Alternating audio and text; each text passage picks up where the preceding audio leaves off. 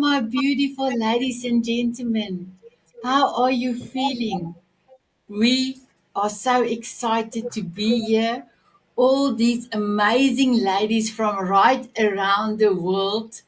We are truly blessed to be able to do this amazing special, a heartfelt special, because I believe all the ladies that came through came with their bravery, their courage to come and speak on a very needed subject. First of all, before I start to introduce everybody, I wanted to say something. If any lady's story is triggering something in you, take a breather, take a deep breath, and then please, if you can remember, doesn't matter how old you were, your reference as a child was of a child. And just make sure that you love that child and say to your child in that age how proud of what that child of you went through. How proud of her are you? And then take a breather. Take a breather. It took me 6 months to approve this session today, and it's needed. The network is extremely happy that we are going to tackle this shattered silence. And the tagline is, why is the code of silence so strong? And I need to thank my beautiful JL. He's all the way from Australia that said, can we not talk about why is the code of silence so strong? So my beautiful ones, thank you for being here. Thank you for listening to us. Just want to let you know that all my guests, their contact details is in all the show notes on E360, and everywhere I've posted the contact details, not contact, but one connection point, one social. Mostly it was the website, but you are able to connect with any of the ladies. Some of the platforms didn't allow me to put their full elevator pitch. I could only put their name and then the website, but you are able to connect with any one of them, and they are willing to talk to you. They are willing to be there for you if you decide to do that. So my beautiful ones, I am nervous, but I am also excited because God have brought us for a reason. And we start off with a prayer just before the show because we want to give our true story to you. And if somebody of you can rethink your story or can heal from it, then we will say amen. So my beautiful Becky, if I can start with you, can you please introduce yourself and tell us what is your forever song? Uh, my name is Becky Norwood. I'm from Goodyear, Arizona, which is just west of Phoenix. My forever song is Celine Dion's My Heart Will Go On. I love it. Thank you so much, my beautiful Becky. Dar, please can you do the same, introduce and your forever song? Yes, my name is Dara Geiger. I'm an author geologist, and my favorite song is Glad I've Got Jesus. Wow. And your song has a special meaning because it's a choir as well. And there's a lot of beautiful voices in that as well. So thank you so much. My beautiful Helena. Hi everyone, I'm Helena Giorgio, born in South Africa, Durban, and living in Cyprus, Paphos now. I'm a transformational speaker and co-author on Breaking the Silence. And my favorite song is The Greatest Love of All by Whitney Houston. Wow. My beautiful Jennifer. My name's Jennifer Rogers. I'm from Norman, Oklahoma, and my forever song is Led Zeppelin, Stairway to Heaven. Goosebumps, ladies, goosebumps. I'm sorry. I, I said goosebumps. I didn't know if anybody else have to talk. So, my beautiful JL. Hi, I'm JL Keys and I'm from Adelaide, Australia. And my forever song is My Immortal by Effervescence. And I actually watched with JL the video of the song. It was amazing. So thank you so much for that. My beautiful Robin. Hello, everyone. I'm Robin Irelong. I'm coming to you from the Valley of Salt Lake in the beautiful snow today. And I'm an empowerment and transformation mentor. And my forever song is Song of Woman from Lizzie Hale and The Who. And I know the Who, but I never knew the lady. And it was such a beautiful song because the Who is a Mongolia group, and their instruments is custom made for their culture. Ladies, if you want to see how beautiful those instruments is, please go and have a look. My beautiful Michelle. Hey, Senna, thank you so much for having me. Super excited to see you, Helena. This is going to be amazing. Helena is a co-author in our collaboration book, Breaking the Silence. So very excited to see her here. And I am a global breakthrough specialist. I'm coming in from Tampa, Florida. I actually flew in from San Diego 2 nights ago and doing a lot of traveling upcoming, which is great. And you asked about our favorite song. Well, I'm a huge Dave Matthews Band fan. So pretty much anything Dave Matthews Band is my favorite song. But 27 has been on my heart recently. But literally, I'm seeing him 14 times this year. So I'm kind of a fanatic. Wow, amazing. I remember when we had our coffee chat, you said you just saw his show. I thought, wow, you are amazing. Thank you for that, Michelle. My beautiful Tracy. Good morning, everybody. I'm Tracy Horton. I'm coming to you from New South Wales in Australia, so it's very hot here already. I'm a mentor and a life coach, and I do a lot of executive work helping people heal through trauma. My forever song is Unstoppable by Rascal Flatts. And I love your version of Unstoppable. I love Rascal Flax. That is like that he is singing truly beautiful. Thank you, my beautiful Tracy. So my beautiful ones, my song is Walking on Sunshine. The last 5 years, I am dancing every day to my song because it brings me to my essence. So I would love the ladies to tell us a little bit about their story. We're going to start off with Michelle. She is not able to stay the full 2 hours with us. So we're going to start off with you, Michelle. I would love you to stay as long as you can, but as soon as you're ready to leave, you can just on the right hand side click in the private chats, say that you are leaving, and then I will say goodbye to you, and then you are welcome to leave. So, Michelle, can you please tell us your story? Thank you. Yeah, thank you. This is very exciting to be here today. And it's always important to speak your truth and always important to speak up and speak your injustices and trauma and all of the adversities that we've experienced so that we can encourage those of you out there who are listening to overcome those yourself. Because if we've been able to do it as a collective group, you can do it too. We are no more special than anybody out there who's listening to this broadcast, whether it's live or evergreen. So a little bit about me, and like Sana said earlier, this may be triggering, so I'm not going to dive into too much detail. However, you need to hear that there's people out there that can overcome challenges. I grew up in a small town in Idaho, moved around my whole life, and my daddy was military. And fast forward, I graduated high school, and I decided I wanted to do something even more with my life. Well, that something even more was to move to Hollywood, California and become a movie star. So I packed my bags and I drove my happy little butt down to Hollywood, California. Things were going well. I was starring in plays and films, and I thought that I was on my way to stardom. And little did I know, this man began to pursue me He gave me flowers and took me to ball games and took me to concerts.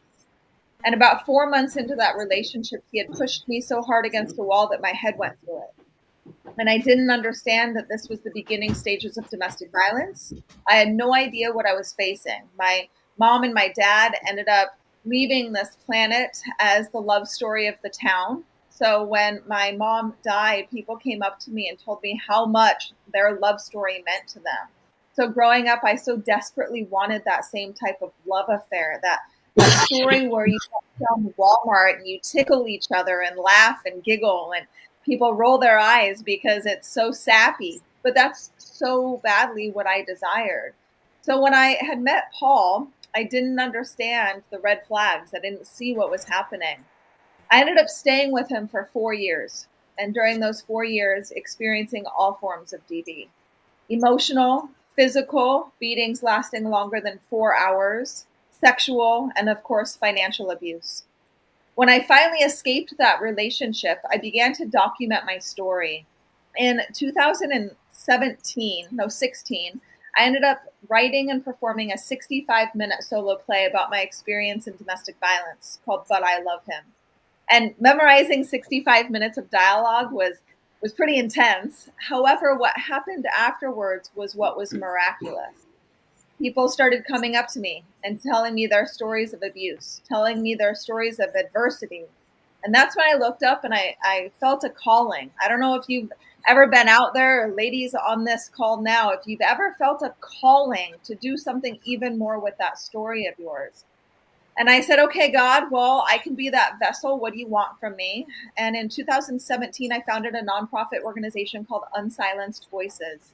We began in West Africa, so expanding from Ghana to Sierra Leone, where the bulk of our programming still exists. We've also done work in Rwanda, and in 2022, gifted $33,000 to USA survivors. We've also published a curriculum where we're working on collaboration with other organizations. In 2019, I wrote my first book called But I Love Him and began speaking and coaching all around the world. I actually got stuck in Egypt coming home March of 2020 when the world shut down. So that was pretty intense. But I really get to travel and not only talk about my story, but talk about how your story can make an impact, because it's not the Michelle Jewsbury show. It is about you individually. It is about us collectively making a difference with what it is that we've gone through. So we have a book collaboration, which Helena is in for volume 1. We have volume 2 called Breaking the Silence, Voices of Survivors, coming out in October of this year. Volume 3, we are looking and searching for authors. We already have 5 spots left, or it's not left, 5 spots taken for volume 3. It's only 20 authors total. And then we teach what's called Legacy Camp. So it's an 8-week group coaching program. It's live, but virtual. And it's all about using your story. So turning your adversity into something that you can monetize, a business, a nonprofit organization. So we teach you how to not only tell your story, but also make a difference and an income through publishing books or public speaking or launching your own nonprofit organization, giving you tools for success. So you can find more information about me. You can go to michellejewsbury.com. Again, Michelle Jewsbury, JEWSBURY.com for more information.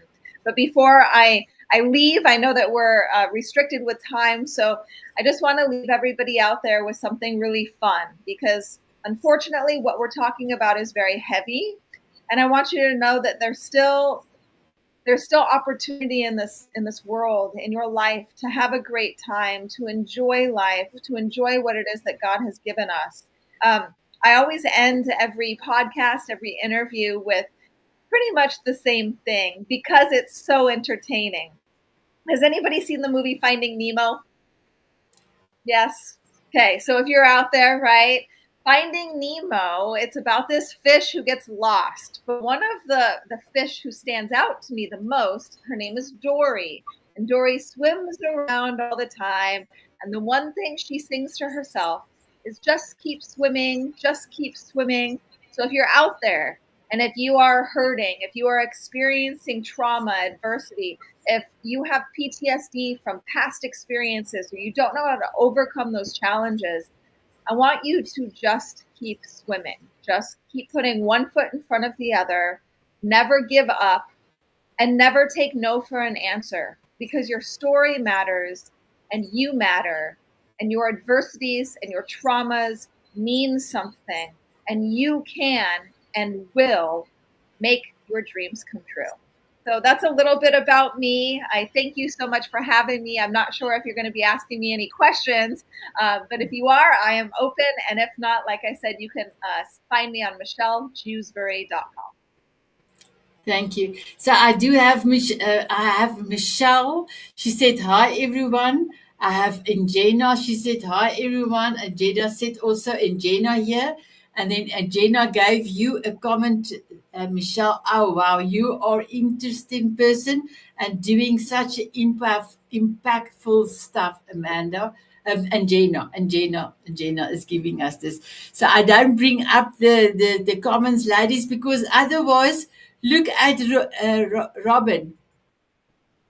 It's all over Robin's face. So no, I will not bring in comments today. We are a full house. So my beautiful Michelle, if there is what is the biggest tip that you can give a person that goes through this that goes through the same situation that you did go through? So the biggest thing that I can tell you is that you're not alone. I remember when I was experiencing this trauma, I really felt like I was by myself. I felt like I couldn't be authentic or truthful to anybody about what I was experiencing. And when I finally escaped, I started to realize how vast this problem is. We are talking 1 in 3 women worldwide experiencing domestic violence. The statistic in the US is 1 in 7 men experiencing it here. And then if you look worldwide for sexual abuse and other misconducts and human trafficking, it's a $300 billion a year industry. And with trafficking, there's over 2 million kids worldwide that are being trafficked. So when I went through abuse and when we started Unsilenced Voices, I began to see the crossover between trafficking and DV. And 100% of human trafficking victims experience domestic violence.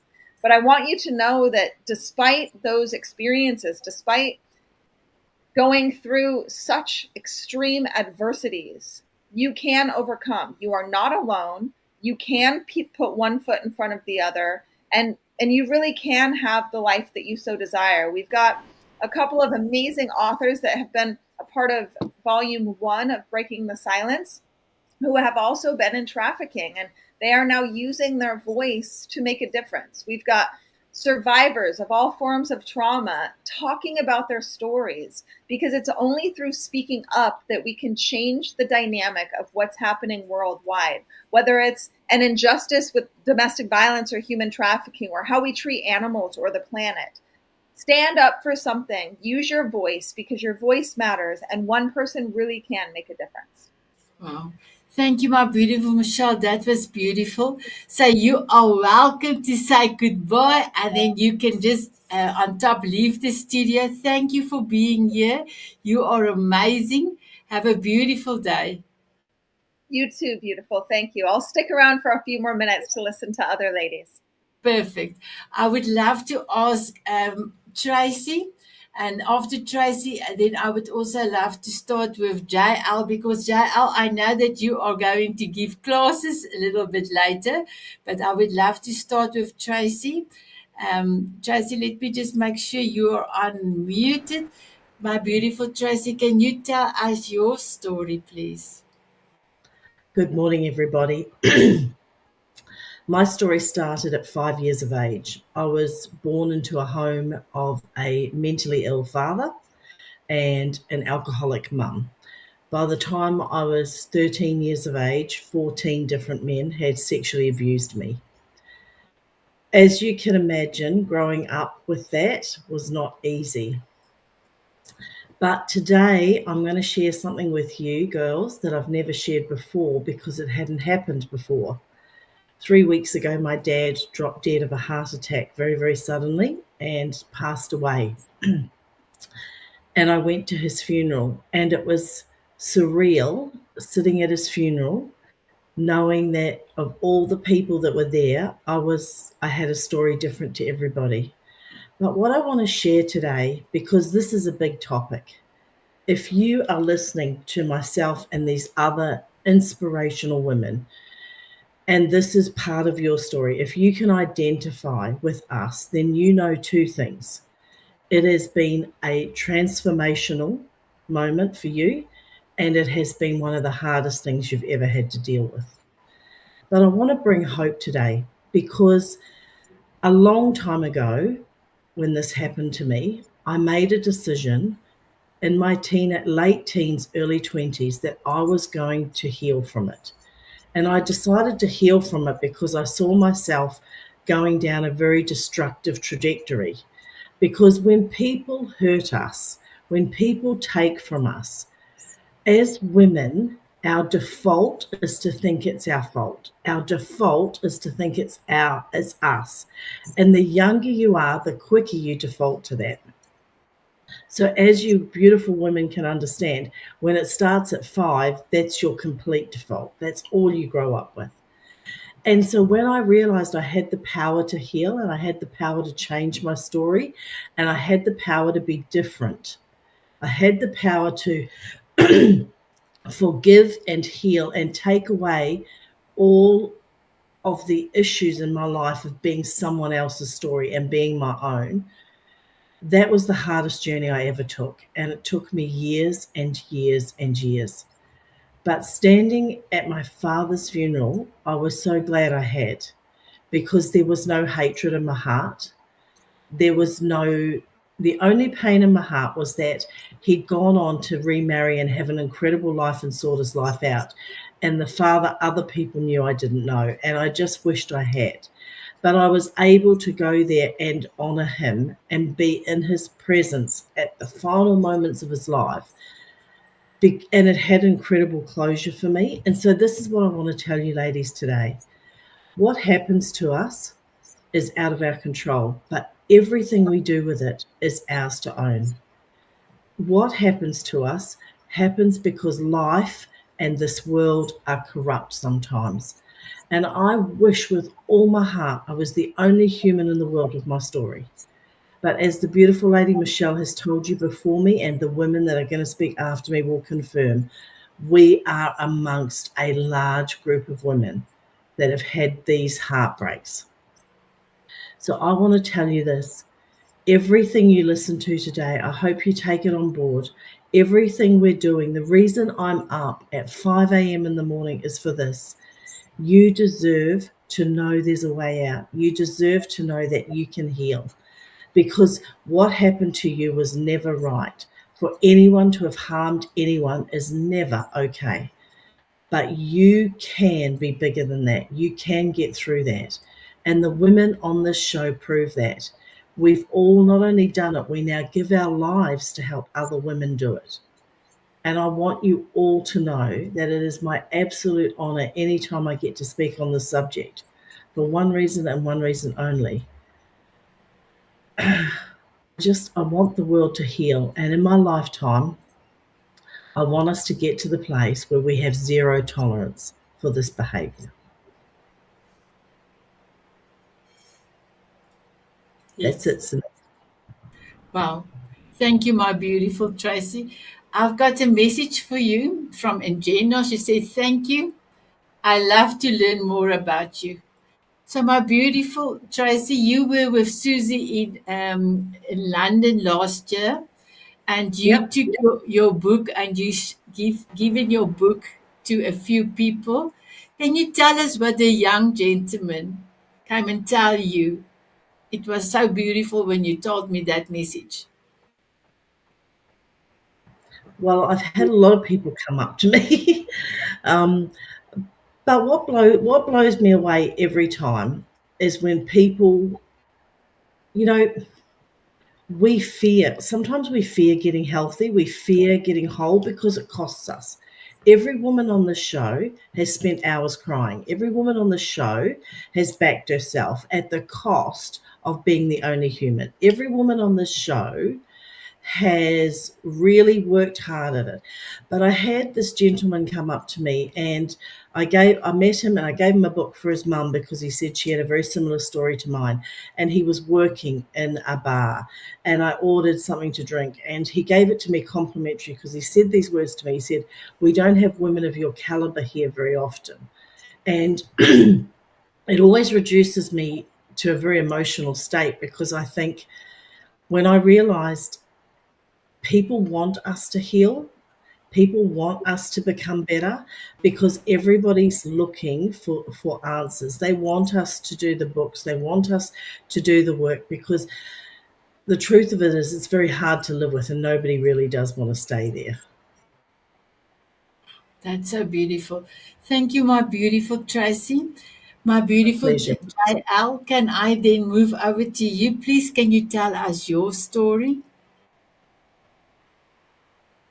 Let me just unmute you. I'm so sorry, my beautiful. Uh, just give me 1 second. There you are. Thank you, Sanette. Thank you so much for having me here, and it's a pleasure to be with all of these women here this morning, and I'm at 5:30, Tracy, in the morning as well. Our little girl turned 2 on February the 28th, many, many years ago. She lived on a farm with her family. She had a brother and a baby sister at this point. On this Sunday morning, they always left, as they did every Sunday morning, to go half an hour into the local town to go to church. On this particular morning, for some reason, this little 2-year-old, in her wisdom, decided this was the time to tell her mother what was happening to her. And so from the back seat of the Zephyr, she started to share with her mother. Immediately, her father turned around and whacked her and sent her out of the car. They went on to drive onto the internal gate of the farm. I was ordered to open the gate, and then I was ordered to close the gate and stay home on that particular Sunday. So here I was, abandoned at the age of 2, with the Black Zephyr disappearing over the hill with my mother, my father, my baby sister, and my brother. Abandoned, filled with shame and filled with blame, I stood there and blamed myself for the whole incident. About 5 minutes later, the car came back, and I was put into that car and taken into church. At church, I watched my father be the social butterfly, and everyone loved him, and blah, blah, blah, as we do as children of abuse. The confusion and the perfectionism began from there. 3 years later, at the age of 5, I was dropped off on my way to Adelaide from the country town that I lived in, and Adelaide is our capital city here in South Australia, Australia. I was dropped off with my godparents, and during that time, my godfathers thought it was a good idea to use me as his sexual vessel one evening. So the confusion added as well. And on the way back from that, my father asked me if I was all right, and having buried the incident that he had perpetrated on me, I made out that everything was all right, because I'd already learnt that it was my fault. I was to blame, and I needed to keep quiet about it. Otherwise, so many people were going to get into trouble. So the code of silence began for me at that point in time. I went on to be the perfectionist. I went into anorexia nervosa at the age of 25. Not 25, 15. My athletic career, which was a very promising one on the world stage, disappeared and left my life. My vocal career also left my life at that point. And I was now living a life of, please love me, please accept me, I want people to like me, because I was the child who was bullied in the schoolyard. Because that trip at the age of 5 was my father going to Adelaide to become a minister of the church. So I think you can tell that there was a lot of confusion in my life growing up. And even though I had help to come up with the eating disorder at the age of 25, I then myself into a range of mental illnesses, including chronic fatigue, debilitating migraines, OCD, depersonalisation, fear and anxiety, all of those things we then go on to live with. But the biggest one was suicidal depression, where I found myself waking up at 2 a.m, going to bed okay, and finding myself in the depths of depression and wanting to end it all on the nearest cliff or in front of the truck that was driving up the road. So I had a lot of plans on how I was going to end all of this pain and all of this suffering.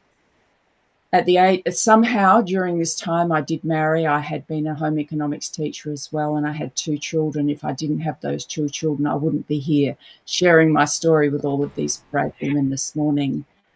At the age of 37, I met a lady called Joan Hookstad, and even though I'd had a lot of help, what I hadn't done was explore my story and my life events and those aspects of my life that had contributed to my enormous downfall. She guided me through reality therapy, supported by choice theory, to look at those life events. And even though I'd buried the sexual abuse, it was through dreams, it was through synchronicity, it was through intuition that my story finally came out on the platform of my life. Through thoughts, looking at my thoughts that I'd adopted about life and looking at the tremendous fears that I lived with, I began to dismantle each of them until probably my early 40s. I began to get my head around the fact that it wasn't my fault. I waited until I was in my 50s to then present all the information that I had to my mother, because there are more aspects of my story and there are other men and other family incidences. I discovered my father was actually a gay man and had all of his own transgressions and all of his battles. So I have a lot of compassion for that man. And like Tracy, I went to his funeral and I stood there knowing the real story, but I kept it all to myself and listened to all these wonderful stories about this man that was certainly very different behind closed doors. But I did go on to develop compassion as I learned about his story and the struggles that he had. And so the books I've written about, incorporating my story, talk about the compassion that we hold for these people that are trapped in their stories, their lives, and therefore how they live it and become perpetrators as well. Doesn't mean I'm accepting it, but that was one of the ways of healing for me, in accepting who this person was and why he chose to do the actions that he did against me, and why he chose to suicide at the age of 65 to get away from the fact that I was very close to exposure. To this day, when I presented it to my mother at the age of 15, I had protected her for 17 years of growing knowledge, believing that she didn't know. She had presented as a woman that didn't know. But at the age of 15, putting it on the table, and this was when Rolf Harris came out, was an exposed. And I know Susie Dent's about to come on, and she's one of the people in the Susie Dent story, and I know her very well. She's a friend of mine. And we've compared our stories as well and had a great healing moments, I guess, in being able to do that. But when I sat to share with my mother, the light went on, and I realised that she had spent 17 years protecting my story so that I would never, ever be believed. I'm the scapegoat for the family. I have nothing to do with my family because they see me as the person that she has presented to them, which is a far cry from the real story. So what is the learning from all of this? To own your story, take the responsibility that you feel you have in your story and turn it into the greatest triumph and empowerment for your life moving forward. And I know that the books that I have written have done exactly that for women that have read it. And I'm very proud that I was able to come out from the code of silence, come out from that shattered world of feeling that it was all my fault, and be able to stand on the public stage in a public speaking arena and to be able to share my story with others and say, no, you're not the one, and you are allowed to share your story. The fear is theirs, and what they do with it is theirs, but no longer let the fear silence you. So that's a little glimpse into a much bigger story, and hopefully the words that I've shared and the people that are listening to this morning, well, it's morning for me, it will trigger them into, hey, if J.L. Keys can do it, if the other women on this summit this morning can do it, then I'm going to find my way to do it as well, because that's what you deserve. The gift of freedom is what comes when we deal with this. Thank you so much for listening to me and being able to share my words of wisdom here this morning. Thank you, my beautiful Jael. So, my beautiful Jael and Tracy, if when you need to go, will you just let me know in the private chat? So, we are going to say thank you to Michelle. Thank you for being here, Michelle. Have an amazing day, and please look after yourself. Bye-bye, Michelle.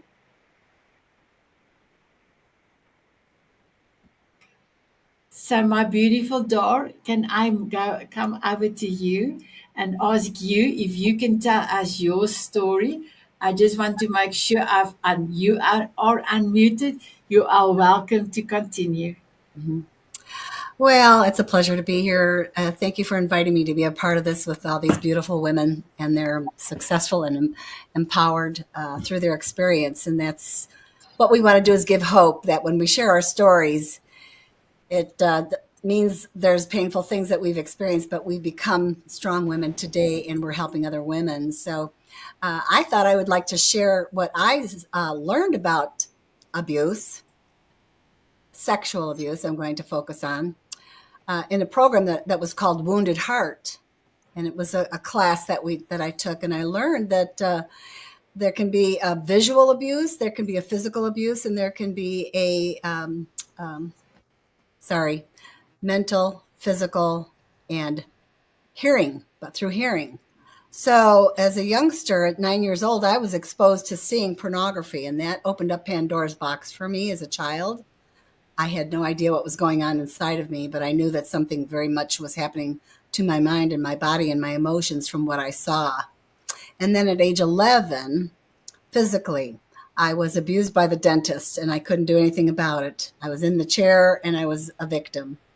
However, as the women have already spoke about, it was very much taken as my fault.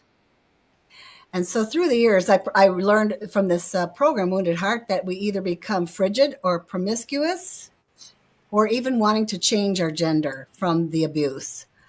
And so for me, it was promiscuous. And I was promiscuous in my marriage, that I vowed I'd be, devoted to my husband, my soulmate. However, it has caused me a disease of alcoholism as well. In order to cover up pain, I am today sober for 38 years, and I'm very grateful for the program, the spiritual program of the 12-step program of Alcoholics Anonymous, and to have a voice about what happens to us. But I thought it was good to define, if we're talking about sexual abuse, from my experience, it's good to know that you can be abused through words, or what you see, and the physical. And so through those years of my young adult life, I chose the promiscuous road to be basically a temptress. And so anyway, and through my marriage, breaking my vows caused a lot of great pain. And both my husband and I were alcoholics. And so I have done lots and lots of work on repentance and forgiveness of my abusers. And I realized, too, that I was basically abused in my marriage as well through the disease of alcoholism. And there's still, in all the years that I've lived and have gained some wisdom and some experience, I'm still learning and growing. And I'm always so grateful that I'm teachable, because you know how the saying goes, when the student's ready, the teacher appears. So I became an author in 2020. And as I'm listening to these beautiful women, God gives us opportunities to share. He's got a plan, and he gives us a chance to share our story in the most unique way, where it's going to touch lots of people, and we have no idea how he's going to work through our experience. But going through the program of recovery, I learned to get over myself, work through a lot of my pain and my experiences, and then invest in other people. Therefore, I am a mentor of women. I love women, and that's one of the gifts that God's given me, is to mentor other women and to guide them. Mostly in my book, it's called Reignite Your Joy. Let God lead your dance through life. And that's what I had to do when I came to the end of myself and asked God to help me. My marriage was falling apart. I was doing things that I knew were wrong and didn't like myself. And so I had a lot of mending, repair work, healing to be done. And God provided lots of ways for me to do that. I got into a Bible study. I got into the 12-step program and started learning about why I was the way I was and why I did the things I did. So sometimes it helps to understand a little bit, because it affects your emotions and your reality, and it just affects everything when you're abused and you want to change. But for me, I couldn't change, so I asked God for his help. I couldn't do it myself. And I came to the end of myself. And that's when I was presented with opportunities and resources to heal. So my book came to be a project in 2020, which we all know are familiar with what happened in 2020. And so it's about a 9-month process, about the length of a pregnancy. And it's my story, and I learned how to share in a general way so that it's for women. For me, it was for women to mentor them and to help them learn the tools that are available to get through trials, to work through terrible, painful things, because we can when we learn about a God who loves us unconditionally. And that's basically what my passion is, to teach and to spread the God of my own understanding and how loving he really is, and how much we have.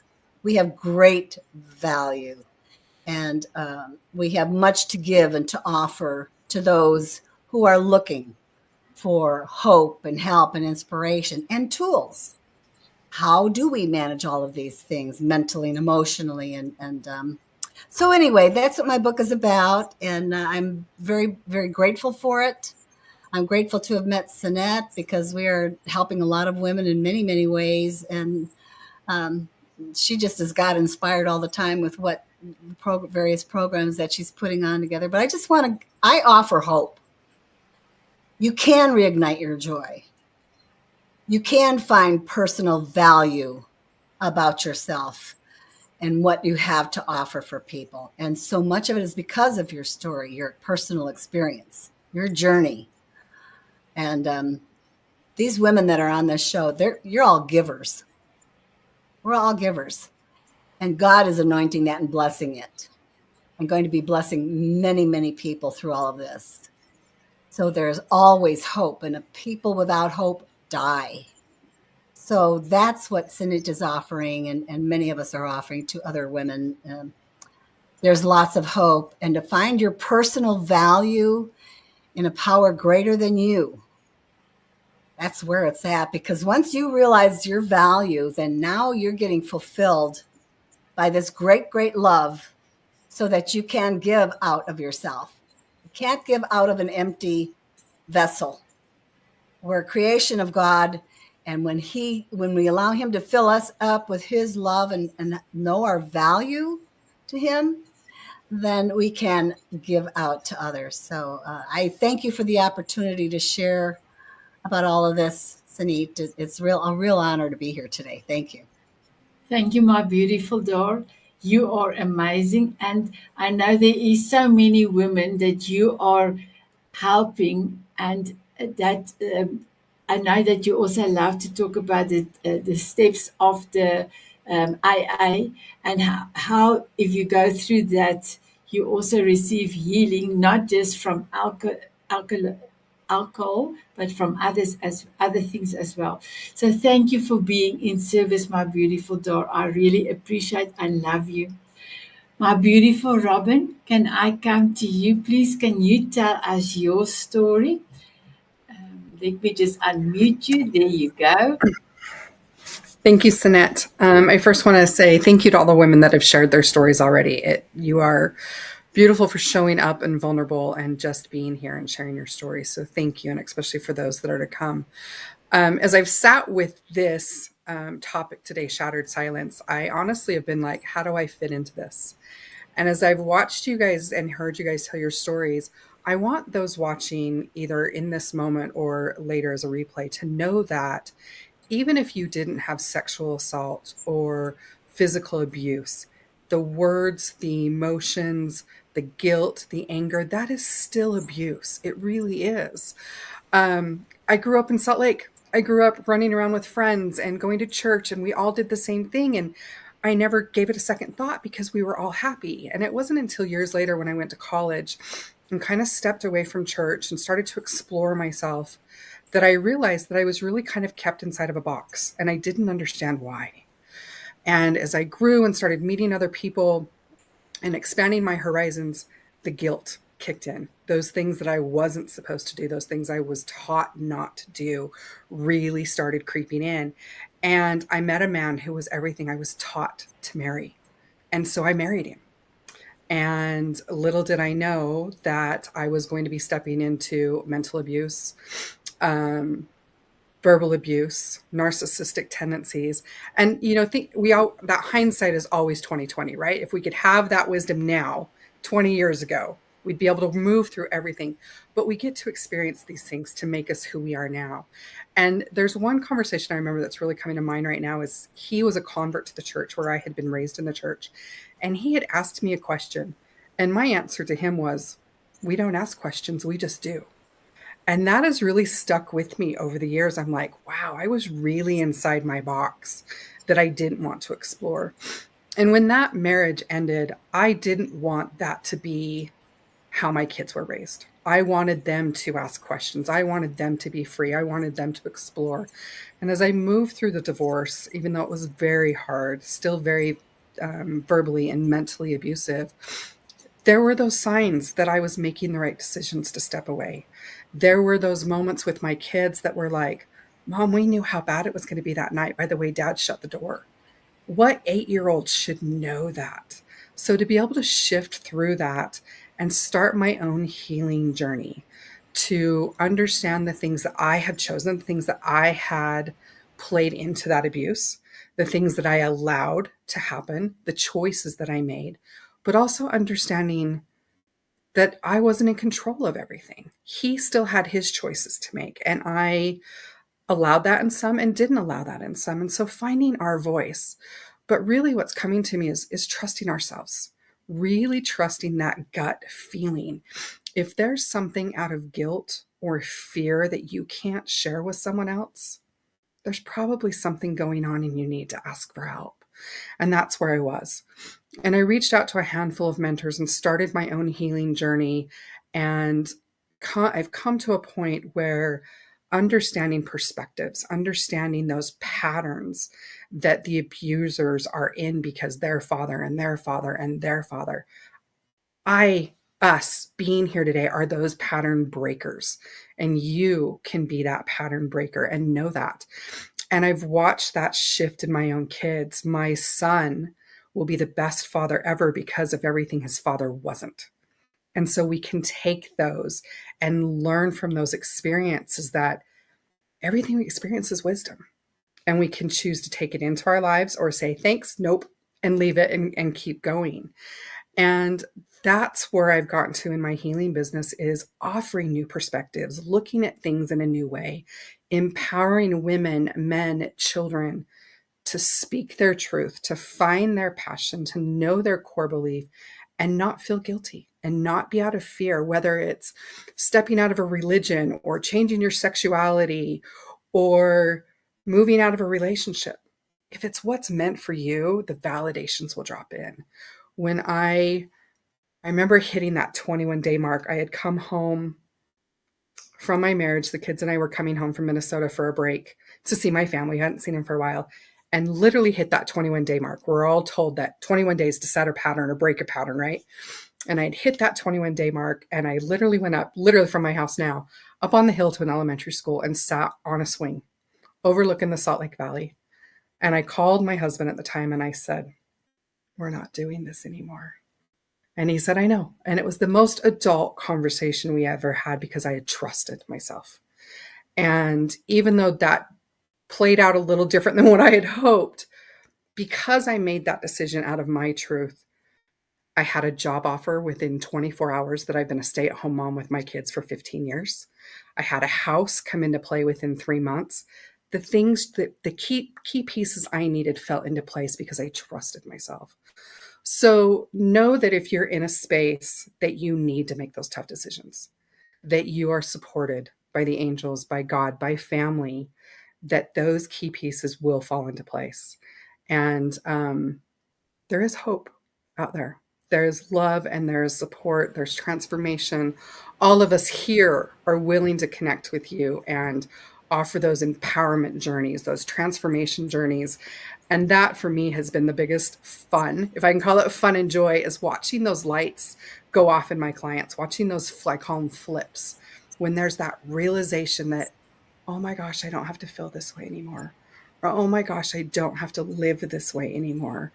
And to go through my own healing journey and to be able to have that peace with my ex-husband when he passed, which, oh my gosh, this week is going to be 2 years that he's passed. To have that peace on a soul-to-soul level, that we've done our work and that we have forgiven each other, that I was able to honor my children for them to make their own decision when it came to his funeral, to be there or not be there, that I could just hold space. And I still don't know if my kids fully understand that they chose themselves that day and how hard that decision might have been, but how amazingly strong it was for them to choose themselves instead of stepping back into that abusive or guilt-ridden or fear-ridden situation. So we get to step forward, we get to do the healing for ourselves. But the beautiful thing is that healing trickles down forward and backwards. I've seen it in generations above me, and I've seen it in generations below me. So know that there's hope, know that there's change, know that there's love and support. And I'm just grateful that I get to share just even little pieces of my story with connecting with Sanette and so many of other you, that this has just been a beautiful and healing experience for me. So, you know, kind of circling back, if you're one watching this and you're like, well, I wasn't physically abused or sexually abused, but mentally I don't like how they're talking to me, or I'm having these guilt thoughts, get some help, step out, love yourself enough to find your truth and move forward, because it will be worth it. So thank you. That is so beautiful. Thank you, my beautiful Robin. Thank you so much. So, my beautiful Helen, if I can come to you, let me just quickly make sure I am unmuting you. Just give me 1 second. There you are. Can you please tell us your story? Yeah, sure, with pleasure. Thank you, ladies. It's such an honor hearing all these amazing, inspirational stories.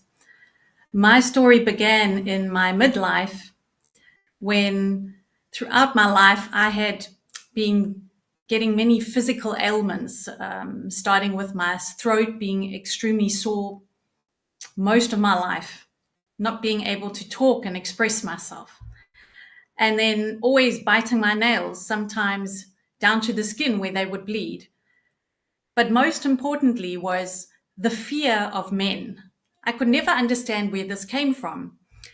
And in my mid-40s, I woke up one morning with a serious stiff neck. And as a holistic practitioner for over a decade, I knew, well, my body is definitely trying to tell me something. And I was ready to explore. At this time, my kids had grown up, they were studying, so I had time to focus on me. And I took a deep dive with an amazing psychotherapist, and it was eventually revealed. My dark secret came out, and my body revealed through different holistic and alternative therapies that I had been sexually abused by my father from the age of 3. And my body had gone into the stage of lock had I not dealt with it, because we know with neuroscience that it's a fact that every cell in our body keeps the emotions.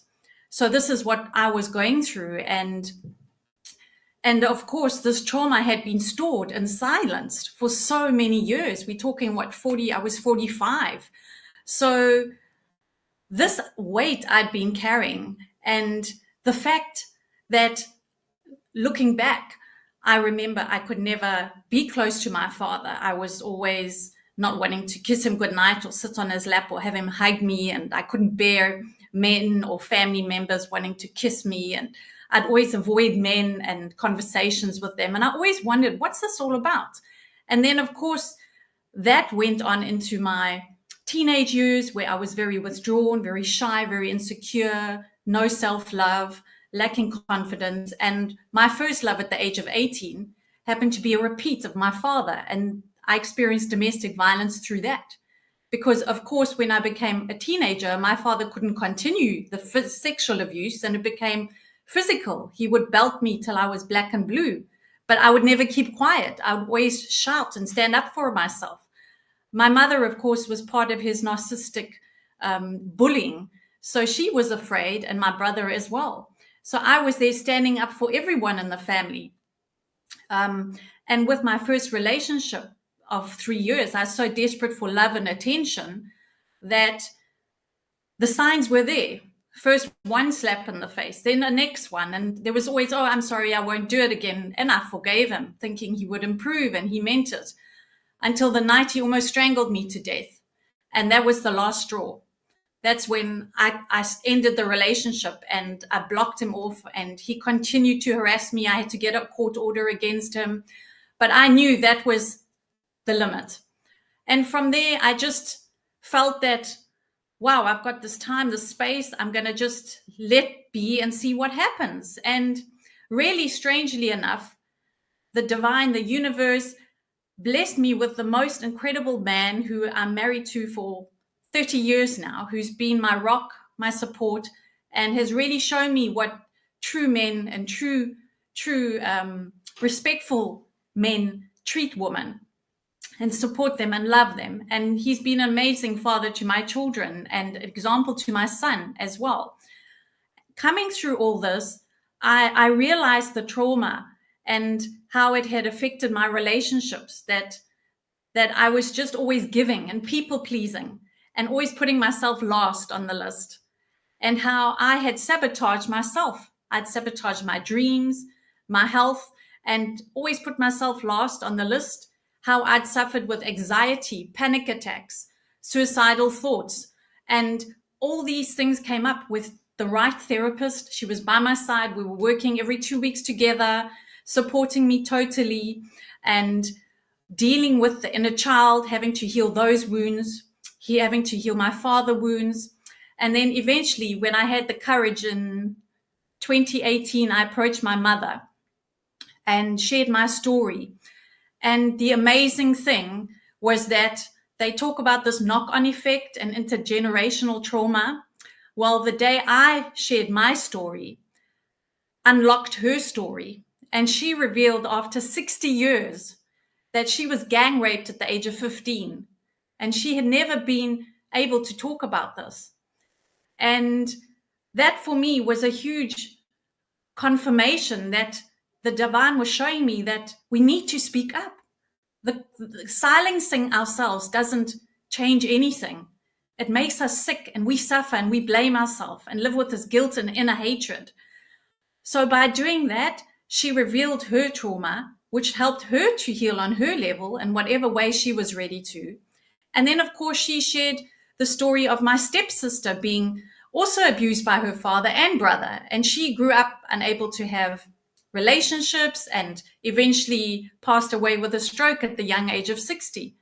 And then my cousin came and explained and opened up to me, and my other cousin as well. And all these stories, women were just coming to me. And in my line of work of natural therapy and healing and massage, and I had single mothers coming to me and some strangers coming to me. And I knew, wow, well, this is what time now. Us women need to get out there. We need to speak up. We need to use our voices, which is actually an immense door to power. By silencing us, we do so much harm to our body on a physical level, because the neck connects the heart to the head and the mind, to the higher realms. And once we're able to share from our heart space and step into that brave heart, which is my current company and brand now, that has been founded to encourage women, especially, to step into that brave heart. And it's guided me on my healing path to actually speak. And last year I was honored to be a public speaker and shared my story on stage in front of 25 women here in Cyprus for a women's integrative health event with global women supporting us, women of truth. And it was the most incredible experience of my life. I trained for it. I had the support sitting in a space like tonight with beautiful women listening, supporting. It was absolutely incredible. The healing experience. Yes, of course, I was trembling. I was shaking. I had to pause and take some deep breaths. But for me, I was stepping into my power. I was remembering who I am, that we are all divine, loving beings. And unfortunately, in life, there are people that don't get that. They've never had that. They don't know how to give that. And I worked through forgiveness and compassion. And I went back last year to see my family in South Africa who live there, because I'm in Cyprus, and faced my father with such compassion. He cannot accept it. He denies it as a narcissist. But that's his journey. My journey, I've healed. And I am inspiring others to step in that brave heart, to speak up, to know we can make a difference, not only in our lives, but when we heal as women, we heal 7 generations before and 7 generations ahead. And I've seen that change in my mother, in my daughter. And I want that to continue, to have this beautiful, loving, divine domino effect where women feel safe enough and supported enough and confident enough to reach out to someone. Even if they just sit and listen to you, share your story, that's enough. There's no judgment. And this is what I offer to my woman. After speaking publicly last year, I was inspired to write my book as a co-author with Michelle. Everything just started falling into place. And that was published in January this year. We reached #1 bestseller on Amazon for 3 weeks. And it was just so beautiful knowing that this is the path of truth. That when we step into that, we are divinely guided and we connect with others and we stand together so strong that nothing can shake us. Because why? We value ourselves. We've had the courage to speak and be an example to others. We here are the light workers, the change makers, the light warriors. We're here to assist others who are not strong enough. As we know, it's not an easy journey. It's not something that happens instantly. There's no quick fix. It's a deep, dark dive into your most traumatic parts of your life. But there is a beautiful light at the end of that tunnel. And oh, such freedom and such love from beautiful beings like yourselves that connect to each other and make it possible for our stories to be shared and to be heard and to give others hope. And this is what I'm here for, is to encourage, to give courage to other women and children. I've studied a My Body child educational sexual program where it's free online. If any of you are interested, or the listeners, I can offer that too. It's a 2-day free online program that's taught for children between the ages of 3 and 10. And it's over 500,000 children already taught in 25 languages. And it helps you also to be able to understand the mind of the perpetrator and the signs to look for in children. You know, I lived with this from 3 until 12 years old. So if we can help younger children to be more aware and know how to ask for help and reach out for help, and the signs for us as adults to be aware of what they need, to give them that space, a safe space to talk, and for them, most importantly, to know that love should be soft, it should be gentle, it should be a space where you feel safe, not afraid. Wow.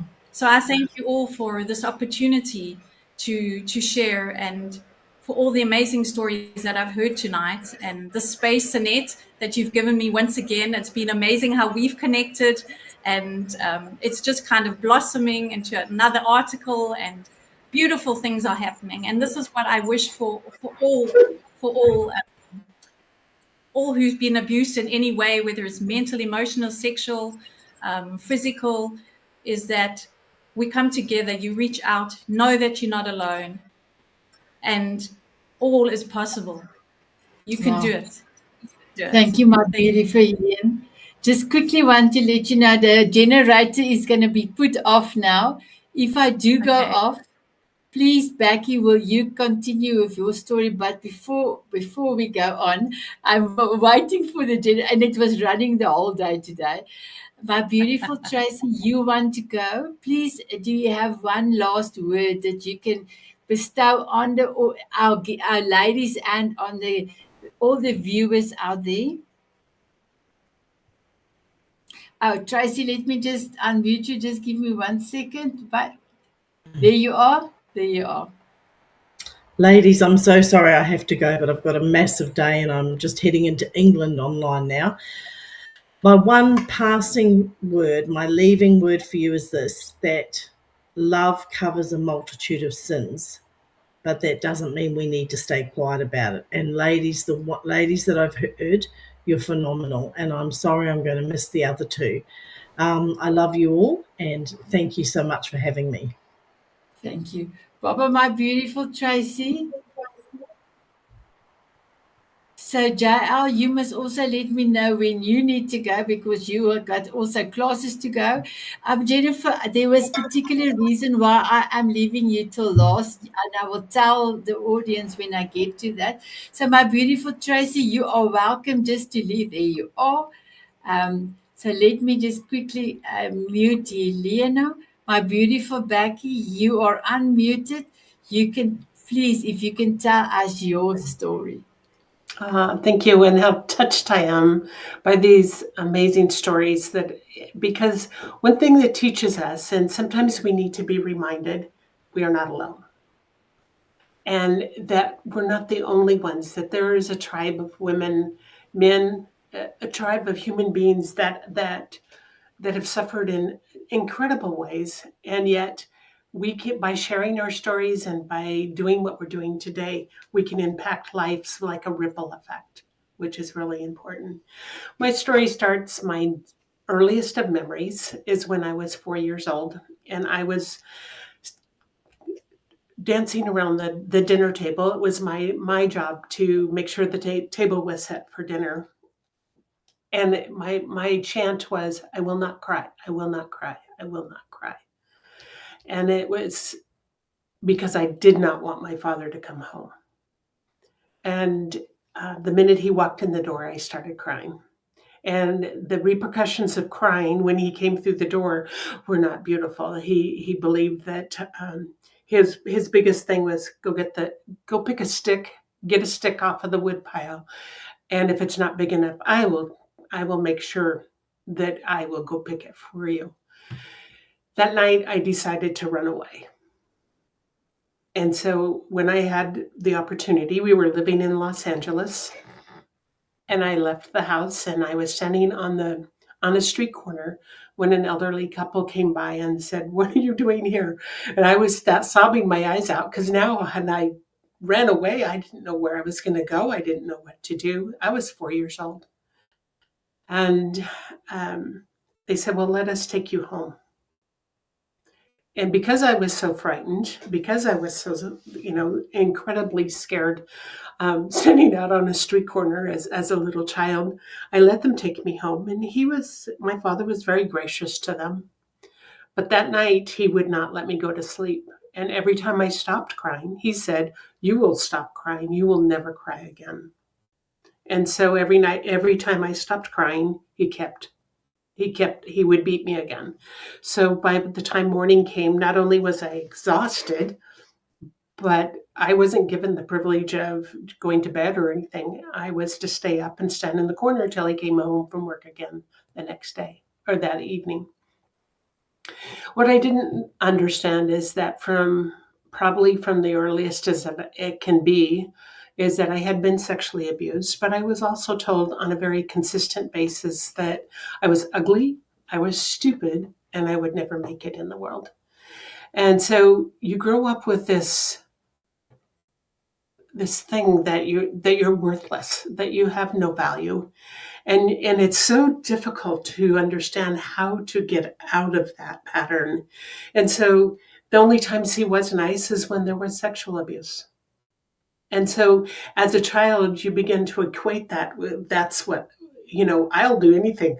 I will take that sexual abuse so I don't have to have the beatings. And so the confusion in your own heart, my own heart and mind was, how do I rise above this? But I didn't know. I had nothing to base what would normal be. And so you grow up thinking that that's the way everybody is. About 8 or 9, he moved us far, far away from all grandparents and aunts and uncles. And I see that as a pattern in studying what other people go through. That is a pattern to move far away from anywhere that you could have had any kind of support and any kind of understanding of that there could be something different. There was no allowing for friends to come over to our home. We were involved in religion, and he must have taken us to probably 10 or 12 different kinds of churches, from Rosicrucian to and he would raise up to the top. And when I was 10, we became Jehovah's Witnesses, and he rose to the top. But the confusing part is everybody loved him, but they did not know what was going on behind the scenes, and nobody knew. And so you grow up with this incredible confusion to where when become an adult, you don't know you don't have nothing to have a barometer of what is right and what is wrong, and what is normal, what is abnormal. And so I began looking for love in all the wrong places. And my first marriage was nothing but exactly what he was. But my heart was telling me something stronger. My heart kept telling me there's something more. There's something, this isn't right. This can't be right. But how do I get out of it? So my first husband, I had a 13-month-old, and I was 6 months pregnant, and he decided that he didn't need to be a part of that marriage. And so all of a sudden I was a single mom, and I decided I was going to raise my children completely by myself. He was never a part of their lives. He went on to do his damage in other ways. But over the years, I worked really, really hard. I took a lot of classes. I did a lot of different things to try and discover me and find my way in the world. And I refused to get married again until my children were grown, because I was so afraid I would invite the same thing into my life. And so as the years went on, I worked really hard. I raised beautiful daughters, 2 beautiful daughters, and really had to learn a lot of things the hard way to figure out my way. And yet the time came when I began to put all the pieces together. And my father one day came to my door, and he said, "I need to talk to you." And I wasn't too hip on talking to him about anything, but I did. I took the time to talk to him, and he says, I've watched you. I've watched you, how you've raised your daughters. He says, and you've broken the pattern. And I said, "What do you mean by that?" And he said, I raised you with a lot of abuse. You treat your daughters like pure gold. And he says, "You've taught me so much just by being who you are." And I said, abuse doesn't help. Abuse can make people ugly. Abuse can destroy lives. I could not do that to my children, and I had to break the chains. What I discovered about him is he had grown up incredibly in an abusive situation as a child, and my 2 sisters were adopted by my parents, but they were really my aunts, and they came about by incest from my father's father. So my 2 sisters were really my aunts through an incestual relationship that my grandfather had. So, so here's this patterns of abuse. And when you begin to understand that you're not alone, that you begin to find your way and know that because I think inside of us, we know there's something better, there's something different. And yet finding that way had been a long journey. I finally, after my daughters went off to college, I finally met my beautiful husband that I have now. And we just celebrated 16 years together. And he's always stood solid as a rock on my behalf. But before that happened, my father, he was unable to cope with the pattern that he had done, because he had abused my own brother. He had abused my sisters. He had abused my mother. And so it had been a long journey of trying to figure it out. So he ended up taking his life. And in the process of when he took his life, my family members, brothers, sisters, we all got together and we're all talking. And we discovered that about each other, because we were always told, you never speak, you never talk about it. If you do, you will be dead. And anybody you love will die. And so we kept our mouths shut. After he had passed on, which was his greatest gift, then we began to understand the full impact of what took place. So as the years went on, in order to find my way, and I had taken a lot of classes, a lot of counseling, a lot of everything, and I wrote a book called The Woman I Love. And I discovered I had to learn to love me. And until I could learn to love me, I couldn't be loved the way I wanted to be loved. And from that experience, that book became a #1 international bestseller. I had men reaching out to me saying, thank you. Thank you for helping me to understand my mother. Thank you for helping me to understand my wife, my sister. And from that, I had 2 other books that I did with 50 other women, 25 in each book. And those books were called We Choose to Thrive. And for many of these women, it was the very first time ever that they spoke up and shared their stories, each in a chapter of the book. And what happened from that was, now, many years later, I've watched these same women who couldn't hardly have the courage to even open their mouths and speak their truth, to go on. These women are running nonprofit organizations, they're coaches, they're writing their own books, they're doing all these other amazing things in the world because they learn to speak. And by letting our voices out and by sharing our stories, it releases the pain out. It just, something happens when you do something like that. It releases it. It gets rid of the pain and the fear and the guilt that we so many of us share. And it releases that from us, and we're able to stand on our truth. We're able to stand in our courage. We're able to be way showers for other people. We're able to advocate for others, and we are able to unite, just like we have done today. We've united to show others that they're not alone. United that they can do it too. United in advocating for something far better than what maybe they're facing in this moment. Because for so many of us, until we have come to that point, we don't know, we have no voice, and we don't know we're all alone. We are alone, and we don't know there's others that have gone through the same thing. And so I feel like, what a beautiful place. And look at each one of us here that have spoken, and our stories. And if we help, and I said when I first published my book, if I could help just one person, it would be everything that I could imagine. And yet I know I've helped many ones, as each one of us here have.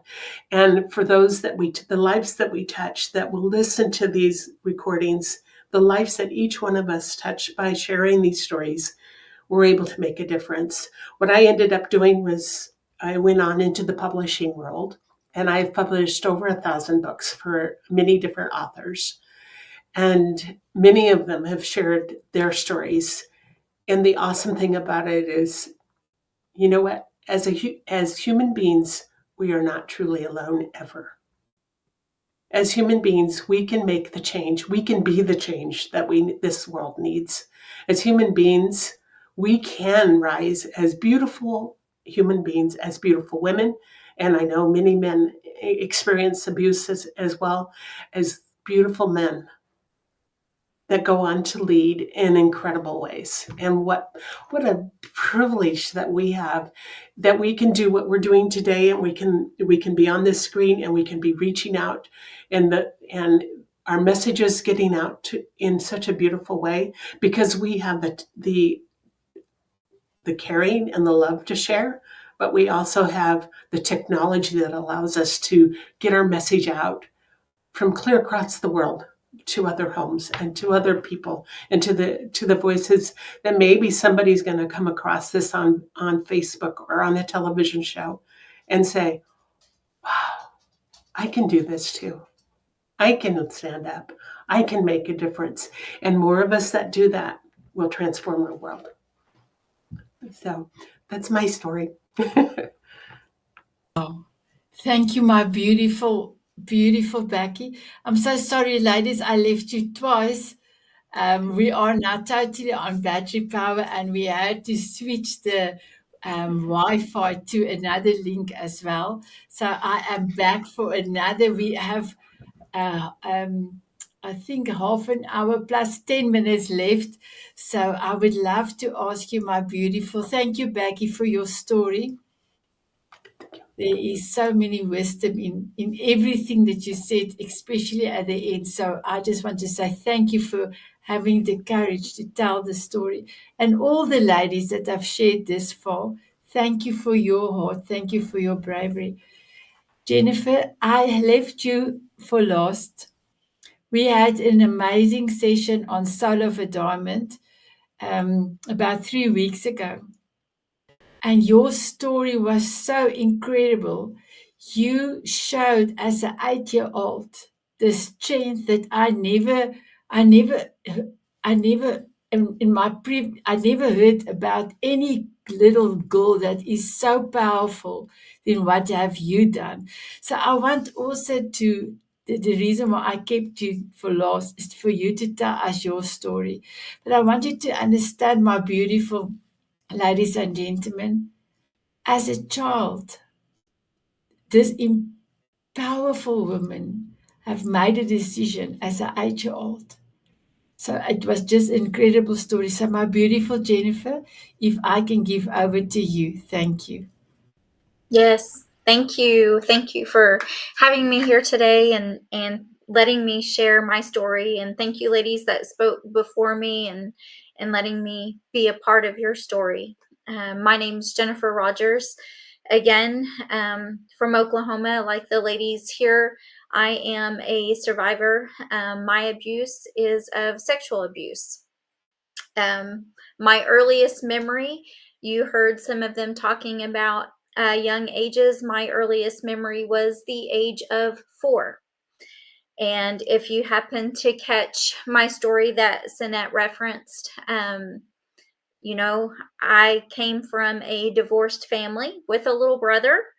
And my mom, just like Becky shared, met a man, and this man moved us away from our family, away from the comforts and the protections of those that we knew and loved. And we moved several hours away and onto a farm with his family. And in this decision, it was decided that we would share a bedroom. And the bedroom was shared, my brother and I, and a new little cousin. And the 3 of us, along with sharing this bedroom, shared a bed. So we had myself at 4 years old. My brother was 1 to 2 at the time, depending on the time of the year. There's about a 3-year age difference, and then a 1-year-old in the bed. And I slept on the edge of the bed because I, being 4, would need to get up and use the bathroom during the night. So I would sleep on the edge of the bed. And the first time that someone came into my room, I woke up because I felt the weight of the bed shift. And I felt pressure, between my legs. And I immediately woke up and asked, "What are you doing?" And the response was, "Oh, I was just checking to see if you needed to use the bathroom." And I thought, I know how to use the bathroom. I know if I need to use the bathroom. That's weird. And so he gets up and he leaves the room. He never enters my bedroom again. This is not my stepfather. This is a family member of that family compound, basically. And so I thought, that is so weird. So as we're playing along, I have, little cousins I'm playing with. And so I mentioned this to a female cousin. I'm like, "Hey, he did this." And there was excitement in her voice, because you've heard some of us talk today about how our bodies and our minds get confused. I don't know her story, didn't know her story then, but she had already been being abused. And so to her, this was exciting, and didn't understand why I didn't want him in the bedroom with me. And I was just like, I don't know what that is, but we don't do that at my house. And so he never came along again. So we live at this farm for a while, and then we move into town. So I thought, great, we're getting away from this. This is behind us. It never pops up again. We move into the most beautiful, what I thought at now 5 years old, this huge 2-story home. We have great big upstairs. My brother's in his own room. I'm in my own room at the opposite end of the stairs. It's not long before the stepfather starts coming to my room.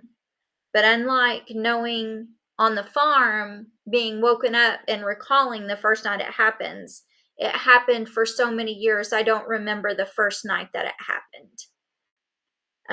But I remember today the smell of the cigarettes, the scratchiness of his beard, the hotness of his breath as he would wake me up. And you hear those threats that you've heard some of us talk about today. If you tell your mother, this never happened, she won't believe you. You're just a little girl. Don't you dare tell anybody. If you do this, I'll kill you. I'll kill her. Who's going to believe you? I'm an adult. So all of those things makes you close your voice, right? It shuts you down. And that's exactly what it did to me. And it kept doing this to me. And so I thought, I can't do this. And so in my mind, I was like, I've got to protect myself. So I thought, I'll just get my brother to sleep in the bed with me again. So here I go, drag my brother back to the bed with me, thinking that this is going to stop this. It doesn't. It does not change the situation. What it does is it causes him to put a lock on the outside of their bedroom door. So now my mother is locked in their bedroom at night when this is going on. But in my mind, I'm thinking, this is wonderful. She's going to wake up. He's not going to be in the bed. She can't get out of the bedroom. She's going to save me. She never saves me. That doesn't happen. What happens is that the abuse continues to go on, and my body develops an infection. And my body at 8 years old, because it's gone on for 3 years now, from 5 to 8. At 8 years old, my body cannot fight off an infection. And I can tell you today, the clothes I had on when I came down the stairs that morning to tell my mother what I was feeling. And so I come down the stairs and I'm begging her, pleading her, please don't tell him. Please don't tell him. And she says, we have to go next door. We have to use the neighbor's phone because we don't have a phone. So we go next door and she just lays it out to the neighbor in front of me, and I'm devastated. And so I thought, oh my goodness gracious. So the police come, they collect me, they take me to the hospital. If you've ever been in this situation, then you've had a sexual assault exam done on you, and they don't kindly remove your clothes. The clothes are cut from the body, and so I can feel those scissors today coming up my legs and hearing that crunching of my pants being cut off me at 8 years old. And so I go through that. And we're waiting. I'm like, okay, something's going to happen. He's going to get in trouble. This is all going to stop. But it doesn't. Nobody comes to save me. The police know. My mom knows. Now a neighbor knows. But it doesn't stop. We move. And I thought, okay. So we move out of the 2-story house to a small home. And now we're back to sharing a bedroom, my brother and I, and my parents, or my mom and stepfather, soon-to-be stepfather, are in just a smaller bedroom. And what really killed me as a little girl is that after my mother knowing this, she went on to marry him. And I never understood and could not understand at that moment and until a long time later what was going on. But now I'm closer to school. I'm about 2 blocks from school. So The abuse doesn't stop. It just changes how it happens. So he can't sneak in my room anymore. But what he does is now he'll watch me bathe, and he'll tell me how to bathe my body, how to wash my body, where to wash my body, these types of situations. So one day coming home from school, I come down the alley, and we only have one vehicle. And I don't know, I've heard some of you ladies today talk about you heard a voice of God tell you, you need to do this or you need to take this route. I don't know at 8 years old that was a voice of God speaking to me. But at 8 years old, I knew in my body that the car was not home, but he was home. And I was not going home that day. And I didn't. At 8 years old, I walked away and I said, no more. This is not happening to me. And I walked for an 8-year-old outside city limits about 1.5 miles to my mother's friend. And I knocked on the door, and she answers the door, and she has this look of surprise on her face because here's this little girl with her oversized backpack on, standing on her front porch. And she's like, what are you doing? And I said, ma'am, please come in. And so she lets me in the house, and I just lay upon her feet everything that has happened. And she says, come in. And I said, please call my grandmother. Please tell her to come get me. And she says, I will do this for you. So we go in the kitchen. She had been repotting some plants. And she says, help me do this. And so I remember sitting there with little bitty styrofoam cups, repotting plants. And we're sitting there, and there comes a knock on the front door. And she swoops me up, and one big hug swoops me up with my backpack and takes me to her bedroom closet and puts me in the closet and says, don't say a word. Do not get up. And she goes and answers the door, and it's my mom. And as my mom comes in the house, I can hear her, and she's crying. And she says, Tina, Jennifer didn't come home from school today.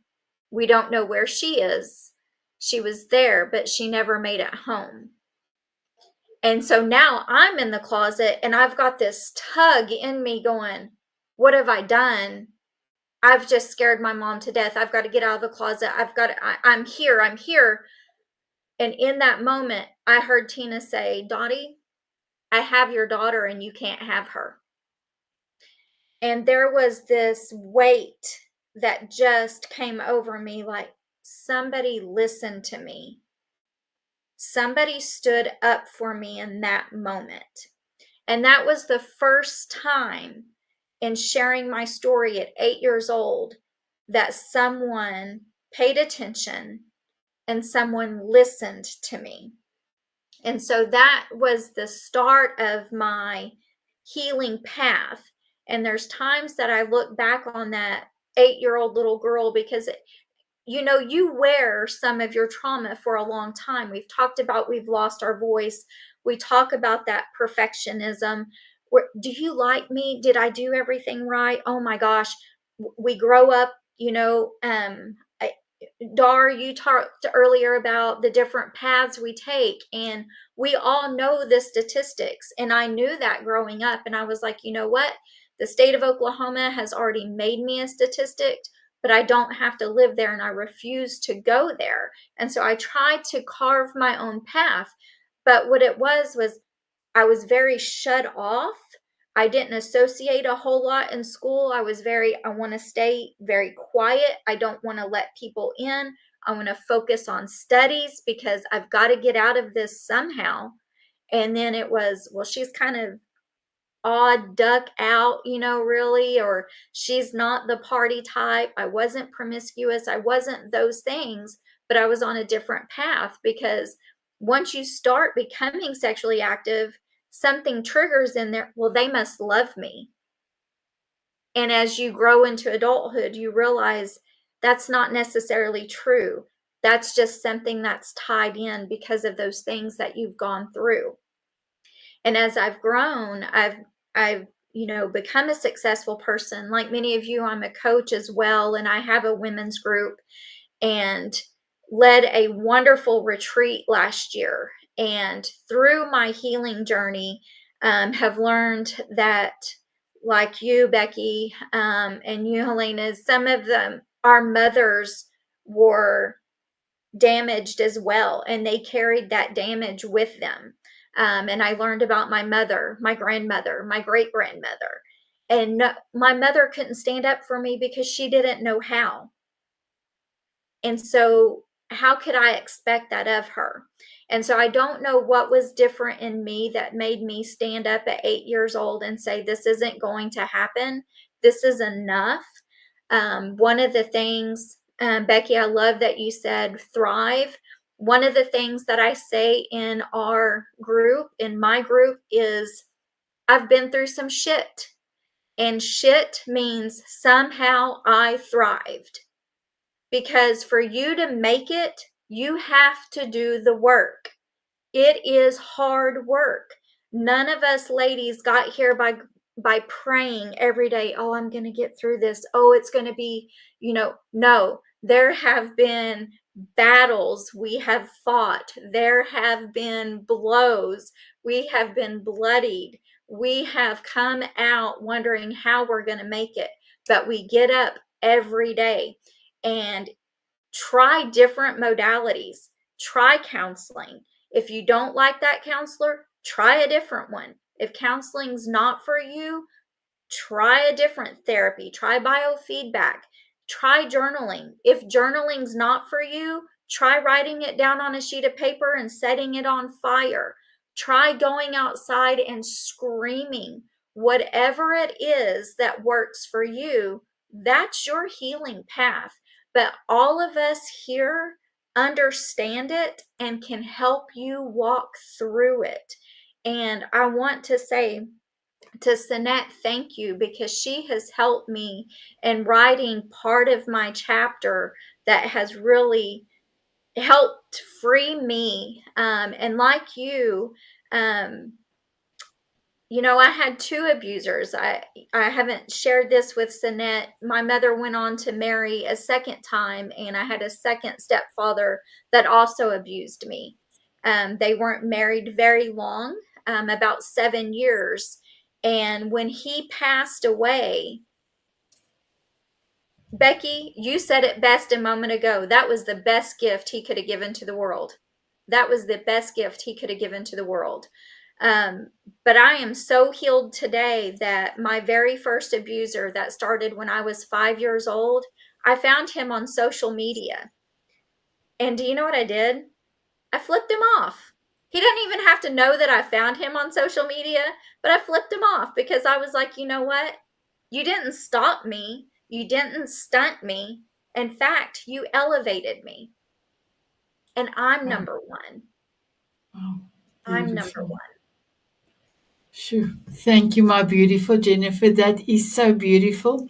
I'm going to play beautiful Susie's video. I don't know if you were going to move and be on the side, so let us see what is going to happen, ladies. Just give me 1 second. Let me see how it's going to go. Up.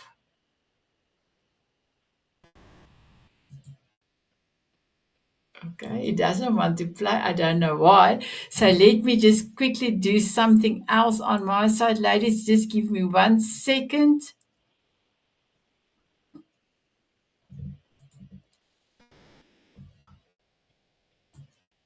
Okay, I think now it will come into the stream. Hello, everyone. Hello, everyone. I am so excited. Susie is here, and it's part of Shattered Silence, Empowering Voices, Healing Wounds. It's an amazing 2-hour special that we are having on March the 25th. We're going to talk about why the code of silence is so strong. And this is a very big subject because this is happening still today. It doesn't matter that we went through this long time ago. Still today, adults is doing adult stuff to children. So this is a very big big summit today, and I'm truly blessed to have Susie here. Susie, before I am going to ask you to introduce yourself, I would love to play your video, and then we will take it from there. Are you ready? I'm ready. I'm just going to I forward. would love to play your video, and then we will take it from there. Are you ready? I don't want to I'm forward. ready. Thank you. Here we go. Oh, it says error. Okay, I have to give your video a kiss. Mwah. And let me try again. Hello, I'm Susie Dent. I'm a multi-award winning film and television hair and makeup artist, a motivational speaker, an MC, and author of 5 books so far. My favourite being 60 is the New 40, the ultimate guide to defying age. And defy age I did back in 2017 when I competed in the Mrs. Earth Australia competition and won, and found myself representing Australia in Vegas, coming 3rd in the world against 36 other women. I'm also one of the women at the beginning of the Me Too movement. I'm very proud of that, and I look forward to speaking to you all as a presentation skills coach to help you get your story to the world.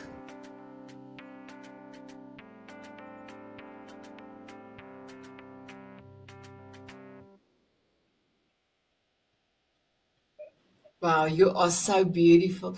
My beautiful Susie, please introduce yourself and tell us your golden nugget. We're going to start off with something beautiful. Hi everyone, thank you Sunette. Thank you so much for having me on your show. I love the video, by the way. Thank you so much.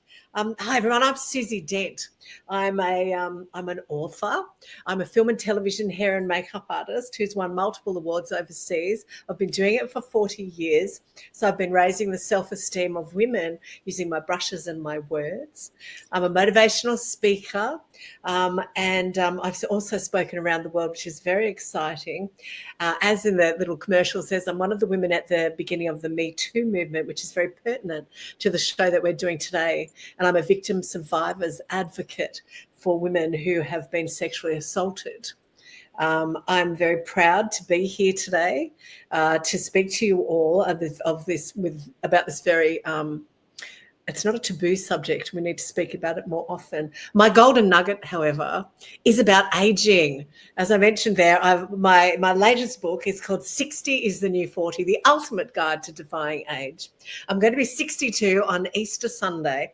And for a few years now, my daily mantra is age is just a number. It's what you do with it that counts. So I like to say, never let the societal definition of your age define who you are. Never stop yourself doing anything because you feel like you're too old. Never say in your head, oh, I'm too old to do that, because then you'll be too old.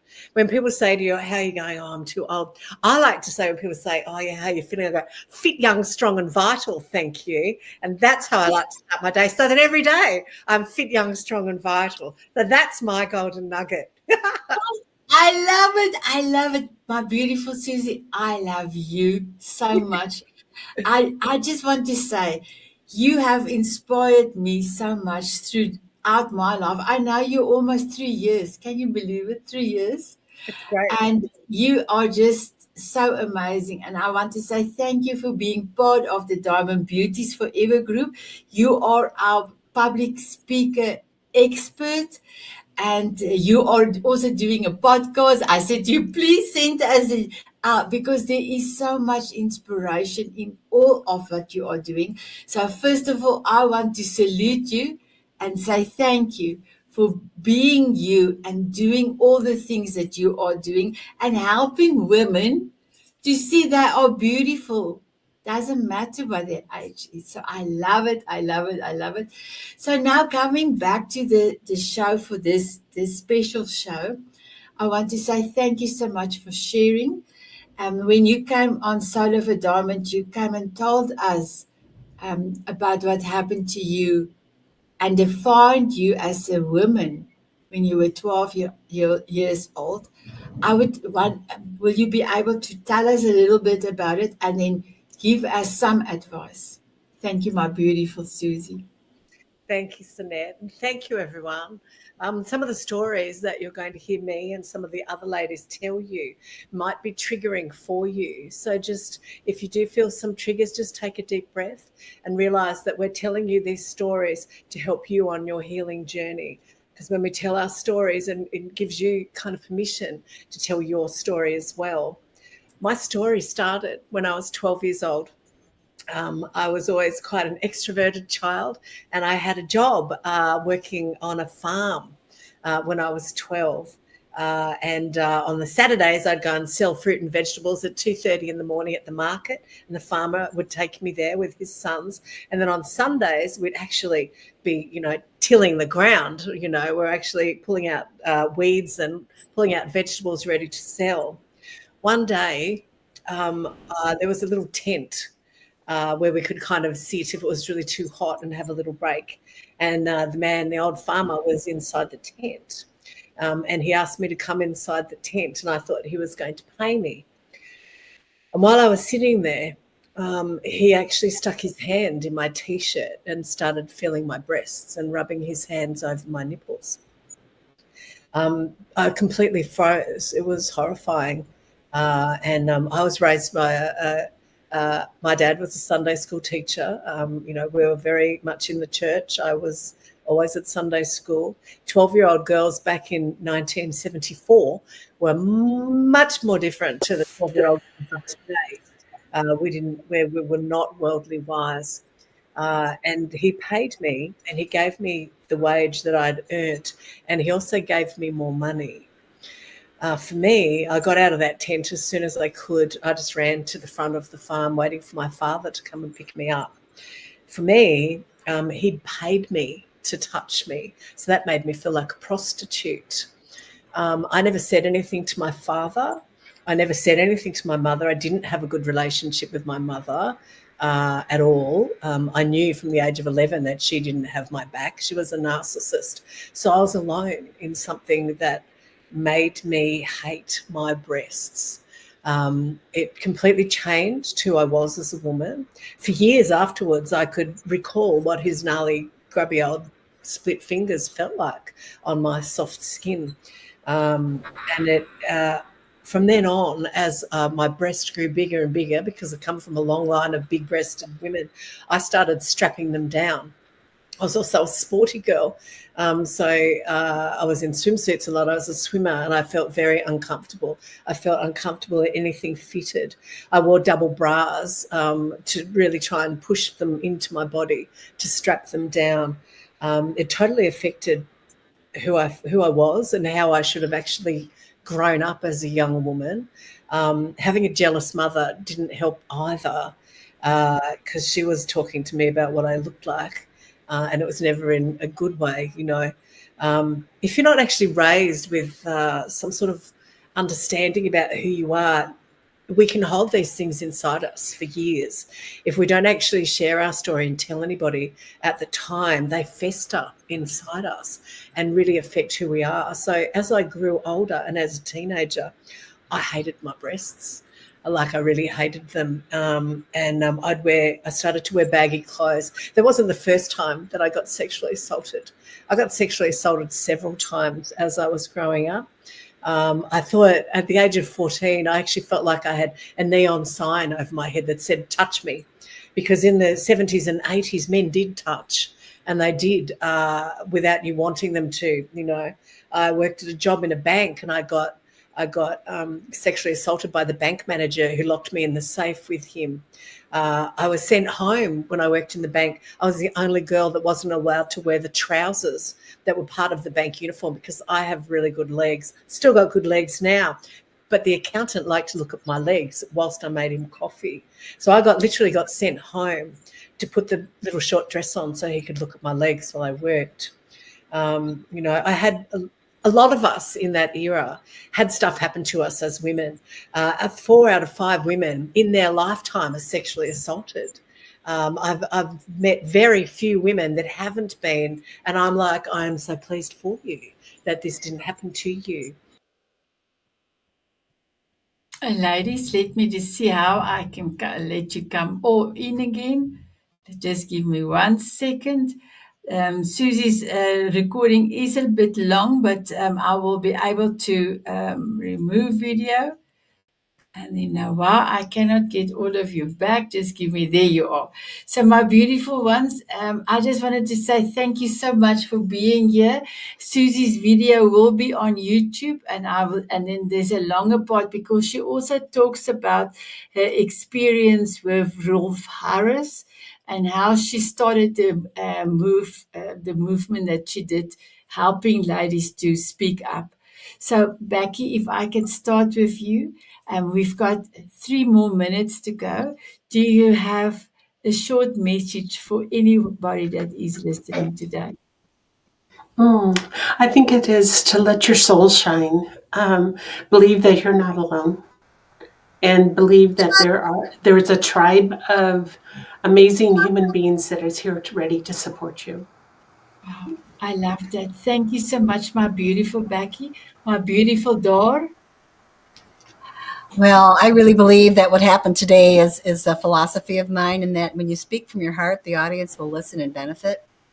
So I really believe that the audience is benefiting from our presentation today, and I admire all of you and respect you, and I thank you for being willing. We are courageous women, and thank you all for sharing today.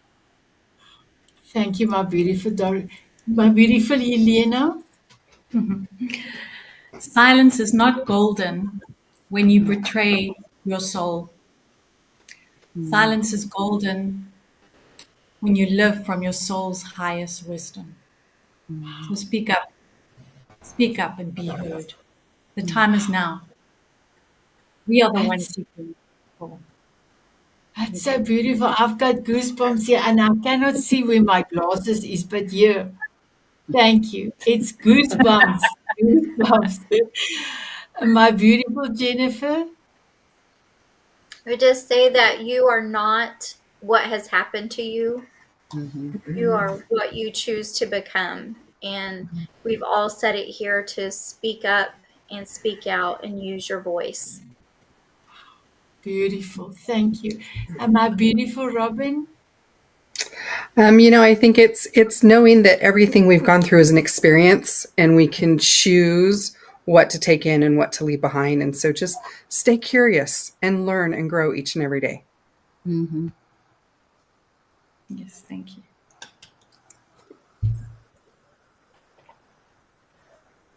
Oops, I think she froze. I think so. I broke the bank. So my beautiful ladies, my badge now. I want to say thank you for being here, and for the viewers out there. So can you hear me? Yeah. Oh, good. I can hear you. Okay. I will quickly please, ladies, say goodbye to everyone. Goodbye. Bye-bye. Bye-bye. Thank you. Thank you, ladies. Thank you, Bless. everyone. Thank you. Thank you. God bless you all. Lovely to meet you all. Lovely to meet you Mwah. too. Mwah. Thank you. Bye-bye, everyone. Mwah. Bye. Bye. Bye. Bye.